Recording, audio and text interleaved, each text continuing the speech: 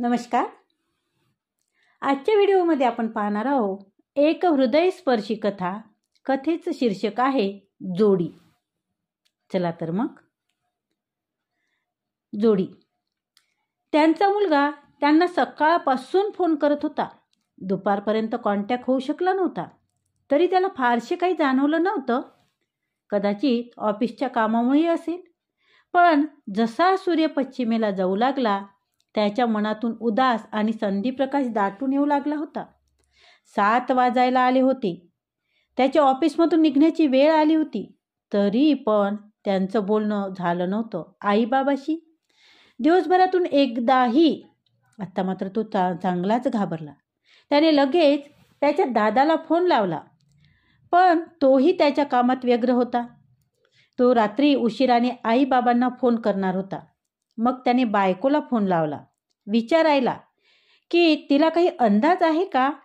पण तीही अगदीच अनभिज्ञ होती आईच्या आणि बाबाच्या ठाव ठिकाण्याबाबत. तो मग तातडीने ऑफिसमधून बाहेर पडला. बायकोला त्याने पुन्हा फोन करून आईबाबाच्या घरी ताबडतोब पोहोचायला सांगितलं. ट्रेनच्या भानगडीत पडण्यापेक्षा त्याने एक ओला बुक केली आणि तो निघाला सुद्धा. आईबाबाच्या घरी पोहोचला तो 1.25 तासात. त्याची बायको शेजारच्या काकूकडच्या किल्लीने दार उघडून घरी बसलेली होती. आईबाबांचा अजूनही पत्ता नव्हता. शेजारच्या काकूंनाही काहीच माहीत नव्हतं. आता मात्र तो रडायच्याच बेतात होता. पण त्याची दोन्ही मुलं बावरून बसली होती त्याच्याकडे बघत. त्यामुळे बाबाने कधीच रडायचं नसतं हा बुरसट समज महाप्रत्ययाने त्याने यशस्वीपणे तेवढ्यापुरता पुढे नेला. तो घरातून बाहेर पडणारच होता आईबाबांना शोधायला. नक्की कोणास ठाऊक कुठे गेले ते. पण तितक्यात फोन वाजला त्याचा. रेल्वे पोलिसाचा फोन होता. तातडीने दादरच्या रेल्वे स्टेशन मास्तरच्या ऑफिसमध्ये त्याला बोलावले होते. एव्हाना 9 वाजून गेले होते. तो तसाच पाण्याचा घोटही न घेता ठाण्याहून दादरसाठी निघाला. वयाच्या 45व्या वर्षी शक्य होईल तेवढी धावत पळत तो आत्तापर्यंत फक्त अनाउन्समेंट ऐकलेल्या स्टेशन मास्तर के कार्यालय में पोहोचे मध्ये पोहोचला.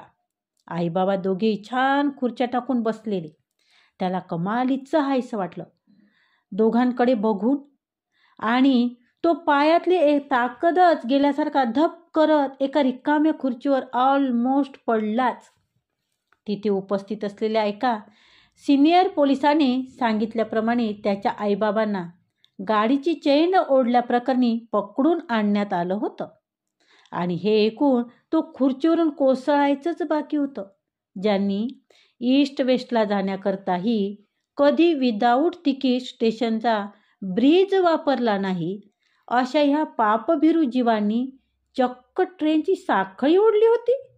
त्याला जाम कळलं नाही काय चाललंय. आईबाबाच्या वयाकडे बघत नुसत्या दंडावर त्यांची सुटका करण्यात येत होती. तो पोलिसांचे आभार मानून आईबाबांना बरोबर घेत बाहेर पडला. टॅक्सीत एक शब्दही बोलला नाही तो. दोघांशीही घरी आले ते तिघे 11:30 वाजायला आले होते. त्याची बायको भरल्या डोळ्यांनी जागेवरून उठत त्यांच्याकडे बघू लागली. त्यांची दोन्ही मुलं पळत जाऊन आजी आजोबांना बिलगली. त्याने आईबाबांकडे पाहिलं. त्यांच्या डोळ्यातून दाटलेले प्रश्न त्यांच्या दोन्ही गालावर ओघळले होते मूकपणेच. आईने नेहमीप्रमाणे त्यांच्या मनात चाललेलं द्वंद्व ओळखत त्यांच्या बाबाकडे बघत बोला आता काय ते असे डोळ्यांनी म्हणत त्यांच्या गाडीला हिरवा कंदील दाखवला अन बाबाची गाडी हलली. आज मी माझं इच्छा मरण नक्की करून आलोय. अरे डॉक्टरांनी 2 दिवस दिले होते विचार करायला. खूप विचार करून ठरवलं आम्ही दोघांनीही. आणि सांगितलं आज जाऊन डॉक्टरांना की वयाच्या 80व्या वर्षी मी काही केमोथेरपी घेणार नाही. वर्षभरापूर्वी डिटेक्ट झालेला माझा कॅन्सर आत्ता पाहतो गोळ्यांनी थोपून धरला. यापुढेही गोळ्या घेऊनच त्याचा सामना करू. जमेल तसा, झेपेल तेवढा. गोळ्यांनी हात टेकले की मग टेकेल मी. पाठ कायमची माझी, पण केमो काही घेणार नाही. हा कॅन्सर हा पडक्या जुनाट बिल्डिंगमध्ये जर आलाय चुकून मुक्कामी, तर राहू दे की त्यालाही हवं तर तेवढं. त्याला हुसकावून लावण्याच्या नादात का उगा इमारत जा. आज ना उद्या कोसळणारच आहे किती. म्हणून मग आम्ही दोघांनीच ठरवलं की जेवढं रेटलं जातंय तेवढं रेटायचं, पण कणत पुढत नाही तर हसत खेळत. म्हणूनच आज डॉक्टरकडूनच आम्ही थेट गेलो गडकरी रंगमंचाला नाटक बघायला. गेली 20-25 वर्षांनी पाहिलं रे आम्ही जोडीनं नाटक. मग तलाव पायीचे भेळ नि पाणीपुरी खाल्ली, कुंजविहारचा तो वडापाव खाल्ला, दोघात एक. येवल्याच्या अमृततुल्य चहा प्यालो. मग ठरवलं ट्रेननी प्रवासही केला नाही गेली 25-30 वर्षात. तर मग जाऊयात आज ट्रेननी मस्त. व्हीटीचे 2 तिकीट काढले आणि कुठल्या स्टेशन उतरायचं हे न ठरवता बसलो ट्रेनमध्ये.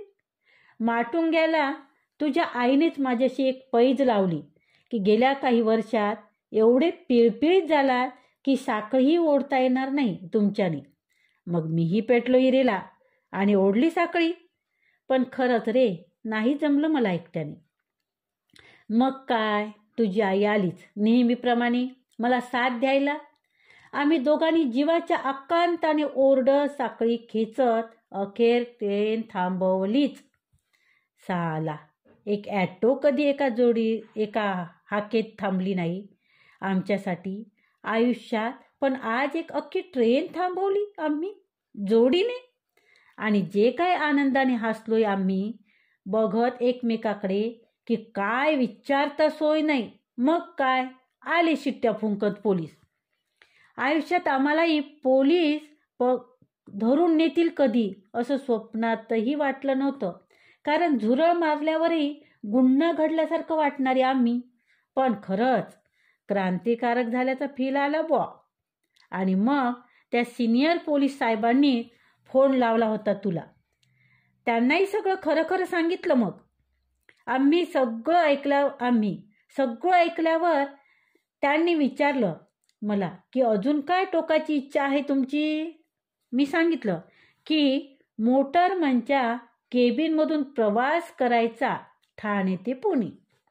आणि आता उद्याच आम्हाला इटर सीटच्या मोटरमॅन केबिनीत बसून पुण्याला घेऊन जाणार आहेत. मग श्रेयसमध्ये उतरू. आम्ही एक दिवस मुक्काम करू. शनिवार वाडा, सारसपा, पार्वती करू. SP ची बिर्याणी खाऊ. रात्री सुवर्णरेखाची थाळी खाऊ. आणि परवा डेक्कन क्वीनच्या मोटरमॅन केबिनीत बसून परतू. गेली 80 वर्ष जे काही जगायचं म्हणून राहिलंय ते जास्तीत जास्त आता उरलेल्या कमीत कमी महिन्यात जगायचं ठरवलंय आम्ही.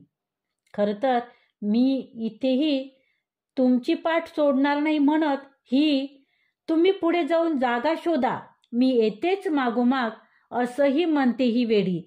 नाही तर काय सांभाळशील ना रे तुझ्या आईला. प्राणपणाने जपलं रे मी तिला आणि तिनं सांभाळलंय मला, तिला एकटीला असं मागं ठेवून. त्याच्या आईने त्याच्या बाबाच्या ओठावर हात ठेवत त्यांना मध्येच अडवलं होतं आणि त्याच्या केसावरून हात फिरवत पुढे बोलल्या त्या. पाहिलंस ना 80व्या वर्षी कसे भरघोस केस आहेत ह्यांचे, कसे बरे दिसतील टक्कलू झालेले हे. नकोच ते मेले केमो की फेमो. आता जोडीने जे काही महिने राहिले ते जगायचे नि जोडीनंच. आता त्याच्या बाबांनी हात ठेवला होता त्याच्या आईच्या ओठावर. हरवले होते ते दोघे एकमेकाच्या डोळ्यातून भान विसरून आजूबाजूचं. तो त्याची बायको आवाक होऊन ऐकत होती सगळं. अवाक्षरही न काढता पेंगुळलेल्या आपल्या लेकांना घेऊन हळूच दार लावत बाहेर पडली. रिक्षात बसल्यावर दोन्ही लेकांना मात्र कळेना की आई तर आई आणि बाबाही रडतोय एकसाबोक्षी. पण नक्की का बरं हेच त्या छोट्या चिमुरड्यांना कळत नव्हतं. धन्यवाद. आजचा हा व्हिडिओ कसा वाटला तो कमेंटद्वारे नक्की कळवा. तसेच व्हिडिओला लाईक करा, शेअर करा आणि चॅनलवर जर नवीन असाल तर चॅनल सबस्क्राईब करा. धन्यवाद.